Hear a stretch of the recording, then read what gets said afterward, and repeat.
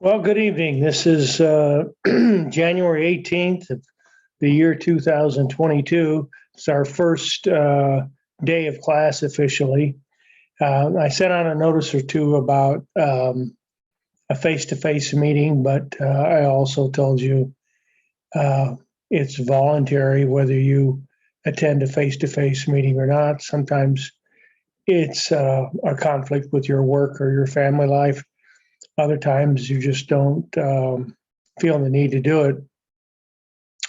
I like to offer it as a alternative to just straight everything online with no interaction with the instructor unless you have a question.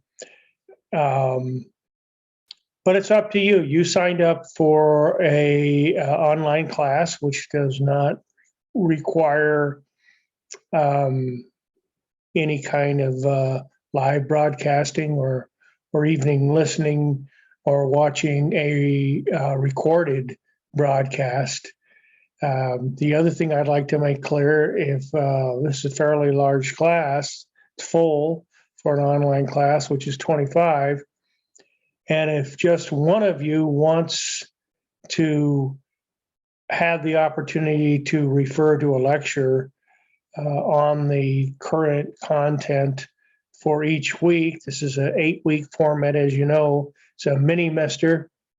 So reading and preparing for an exam on Friday. Every Friday we'll have an exam on the material. And being that it's a 8-week class, and the last week, which is the 8th week, was really not a teaching week, it's a testing week. At the end of 7 weeks, I'll give you a test on that Friday and give you like all the way till Wednesday or something of the next week to take it. And then I'll add things up and post your grades. So really, we're really only talking about 7 weeks of actual instruction, assuming you guys are interested in having some instruction. I will tell you that last semester I taught this class in a mini-mester format. I had 25 students. A couple of students said that they might entertain attending or watching the videos, but I think once they got into it, they realized they didn't need to do either one. So they stopped attending. I stopped broadcasting. I always leave the door open if there's an issue, something in your reading, or if you're filling out your study guides and you're having some issues about some of the questions, you can always send me a message and I'll fire up either a live session or I'll record a session about that subject matter and post it on Blackboard. So it's really up to you. I'm giving you as many options as possible. As a student myself, I have taken online classes. All of my classes in my PhD program were online.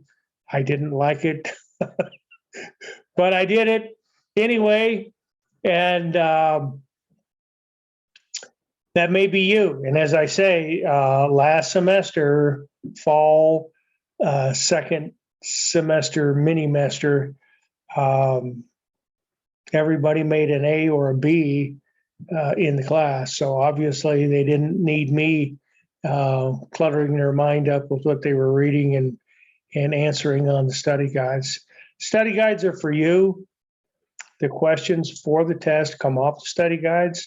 I think people do well on the exams because they actually do fill out the questions on the study guides. And then when it comes to a test, they have the material right in front of them. So you can use your books, your notes, the study guides. You can use all of that when you take your exams on Friday. I'll release the exam on Friday morning, and I'll give you the whole weekend, Friday, Saturday, and Sunday, to turn it in. That's the way things go.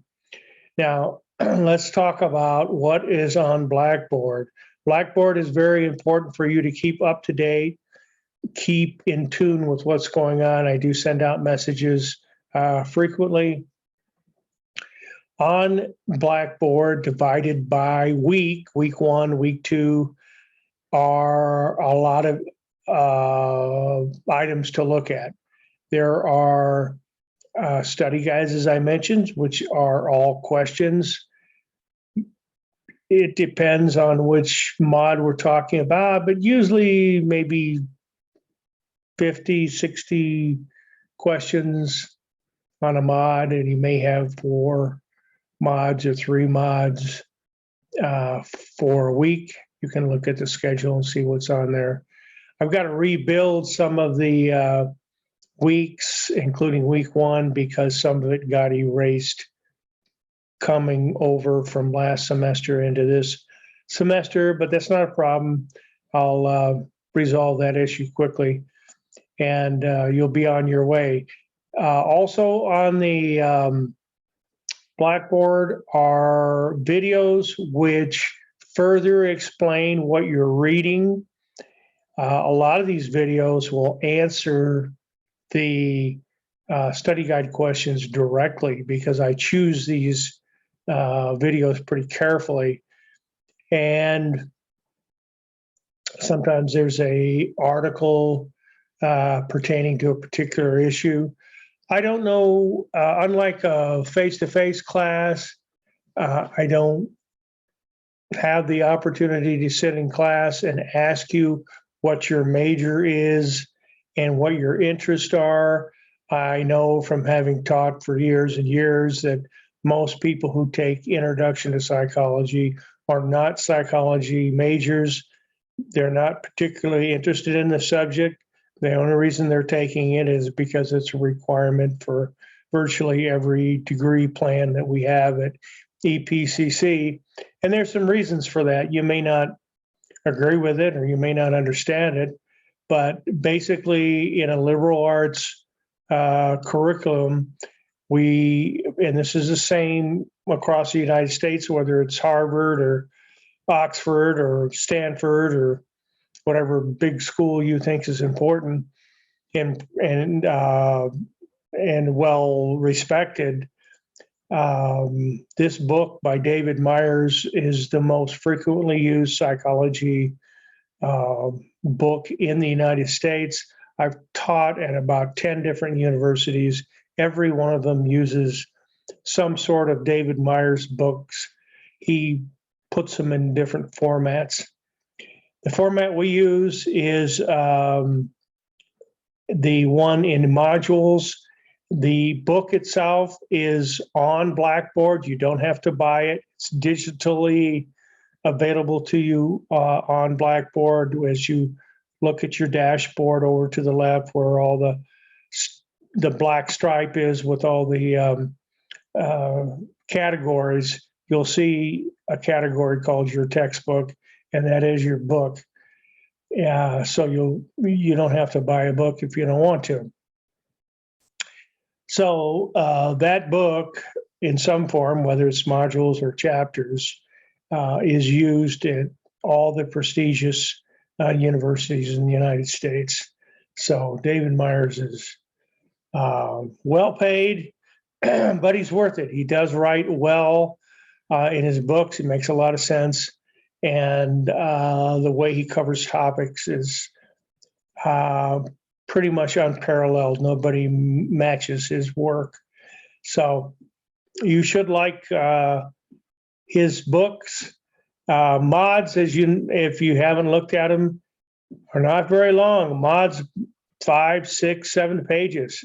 So if you're only doing 4 mods, you're doing less than 25, 30 pages of reading, which is a lot shorter than a chapter for sure.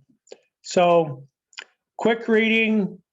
I use the study guides to kind of focus your attention as to what I think is important for you to remember and be exposed to. Psychology 101 or General Psychology 2301 is a building block class, so it covers the whole history and aspects of all the different discrete particles and within the field of psychology, and there are many. So any building block class, whether it's psychology or sociology or biology or computer science, they cover a lot of subjects because they're introductory courses and they're trying to give you a big look at the entire field. That sounds great, but sometimes it's confusing to students because obviously they don't have a background in psychology, which is why they're taking this class. And they don't know what's important and what's not. So when you get your study guides, you will see that they don't go from 1 to 100. There's lots of missing questions. So it may not even start off with question 1. That's done on purpose because I'm busily behind the scenes kicking out questions that are overly repetitive or on subjects that I don't think is important.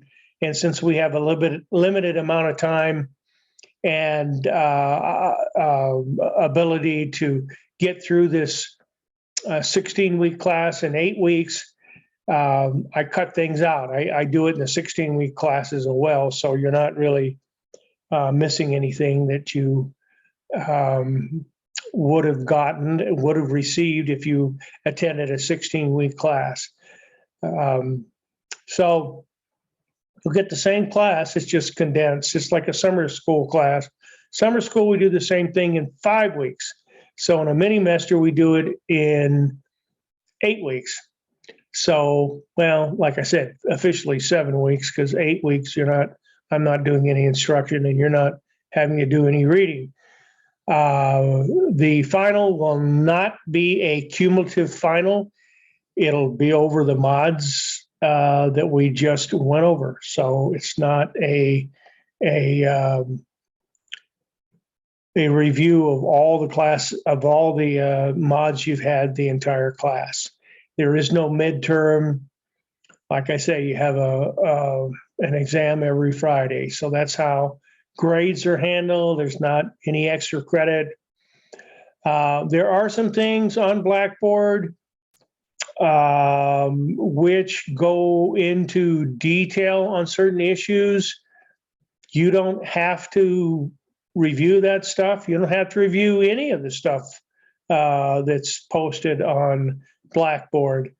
But I think if you do, you will find it your understanding and your enjoyment of this class to be more enriched. Again, I don't do discussion groups.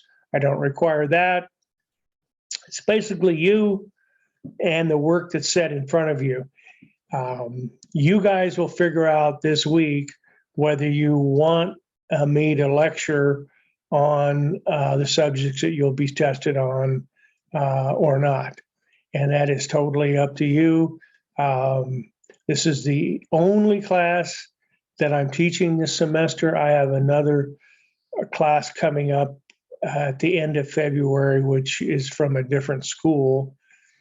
But other than that, I'm working on my daughter's kitchen and dining room, and I've got the floor about half ripped up. So that's what I'm doing this semester, in addition to having a wonderful opportunity to reach out and chat with you if you so desire.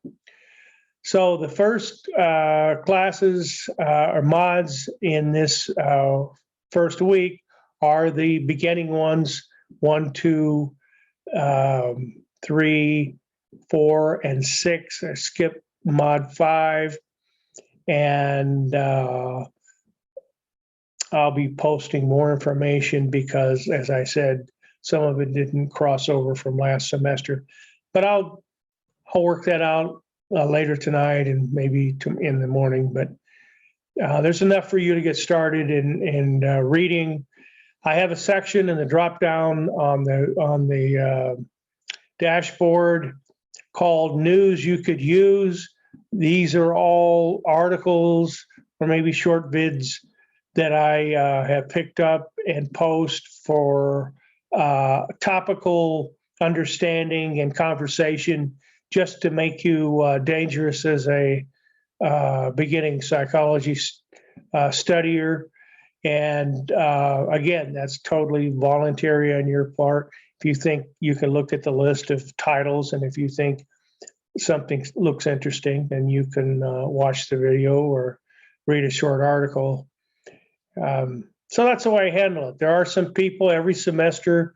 I have students that not necessarily psychology students, but I have students who have something turns them on about some subject matter, and I'll post things about that. If you want to hear or learn a little bit more about a particular interest in psychology, I'm certainly willing to post that information.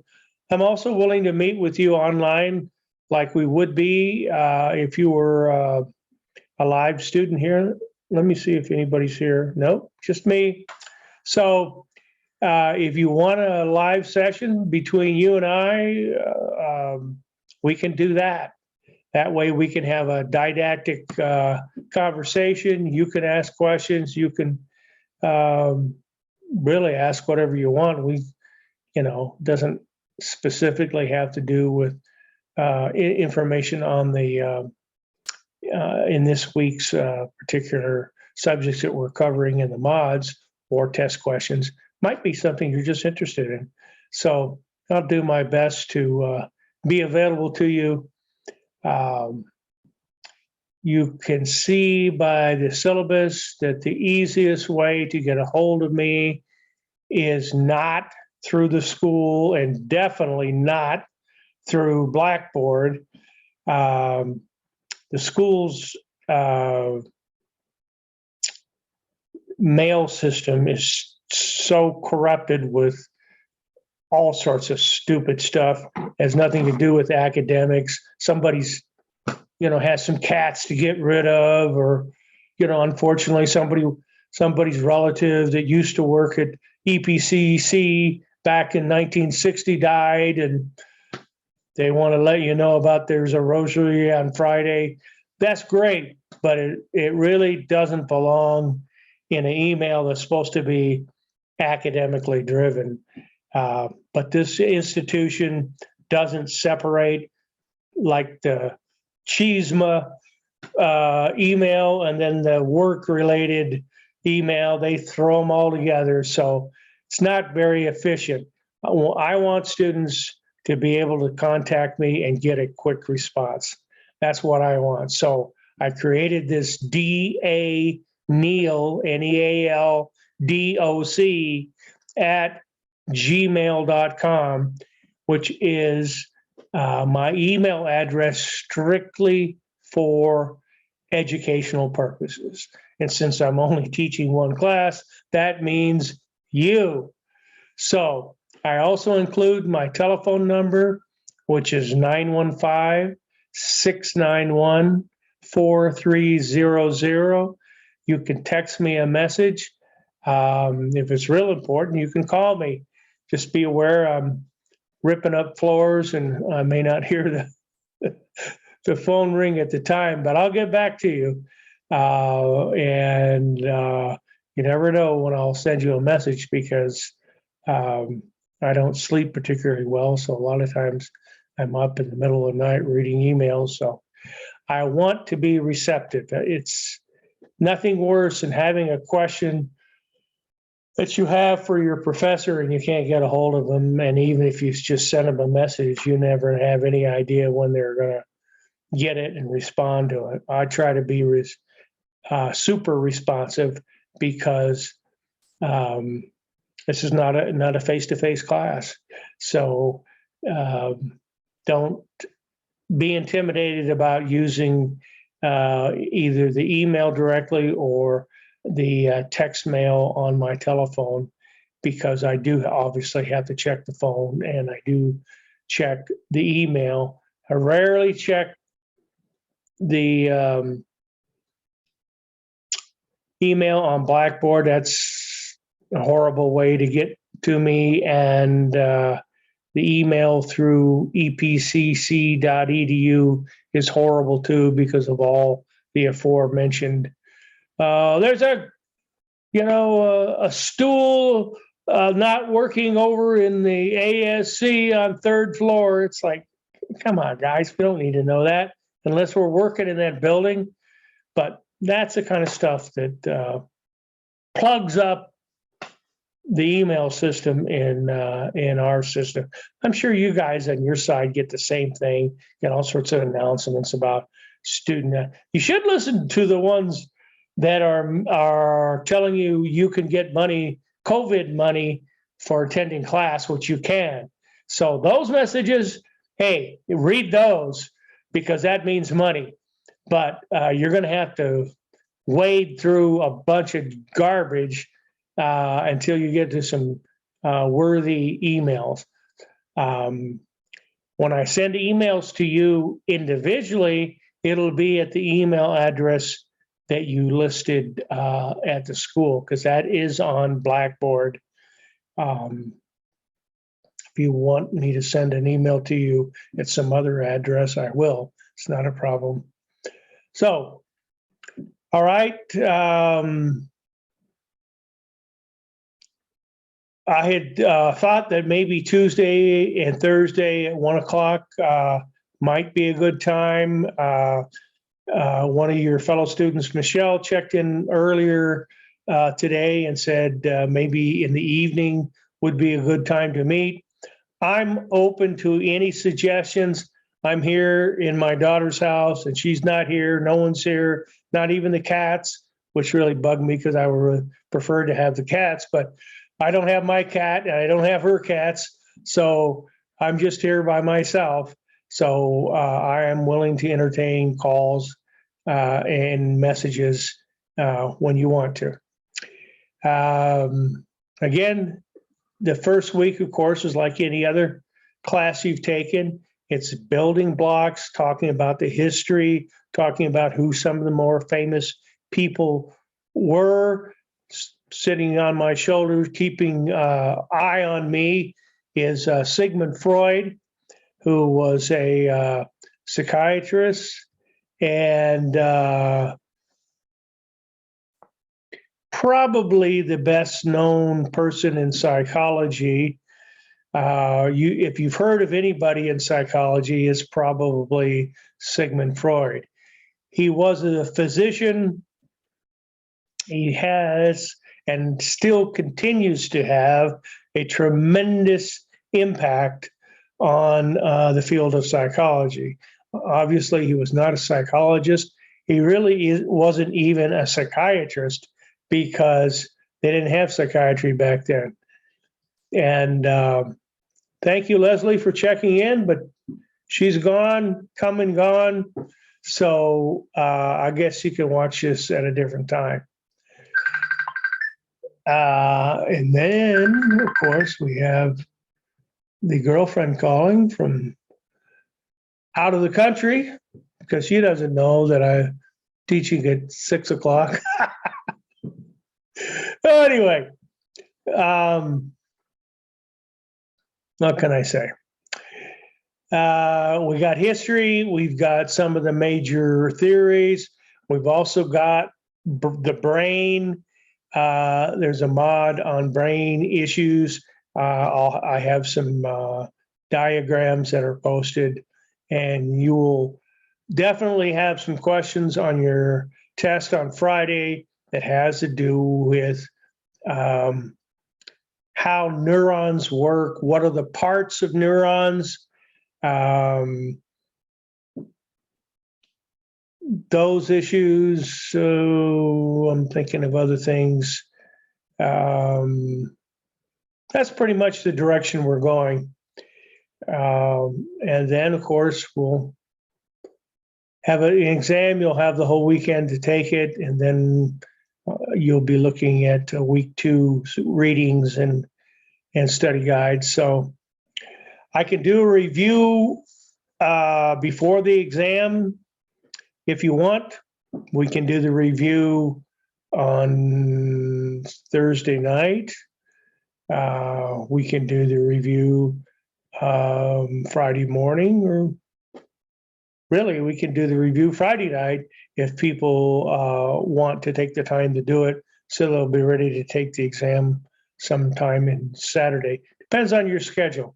But if you want to review, which will give you an opportunity to ask questions and make sure you got the right questions, doesn't do you any good to use a study guide to study if you got the wrong answers, because then when the question pops up on the exam, you're going to give the answer that you've been studying and maybe it wasn't the right answer. So I always want to give you the opportunity to make sure that you can justify all of your answers in a way that they're all correct, because that's the way you're going to remember them.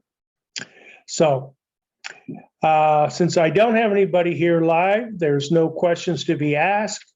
If you do have a question after reviewing this video, shoot me an email and I'll get it back to you. Maybe I'll save it. I won't name your name.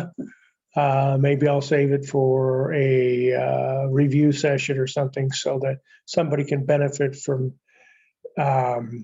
your good question that you asked that maybe other students are thinking about, but or not as articulate as you were in asking the question, or maybe they're just intimidated even though it's online. I don't know. But regardless, I'm looking forward to a great semester. Even though it's only a half semester, it's still fun. And I'm really jealous you guys are having a lot better weather in El Paso than I am here in southern Missouri, because it's cold outside. There's snow on the ground. Frequently there's ice in the street, but most of the time I'm in here smashing things up and cutting things up. A home wrecker, someone called me. I guess that's about right. Home wrecker. Okay. Well, thank you for signing up for this class, and I will be chatting with you all later. I can find out. Oh yeah, another issue is my computer's not working. The little direction is not working too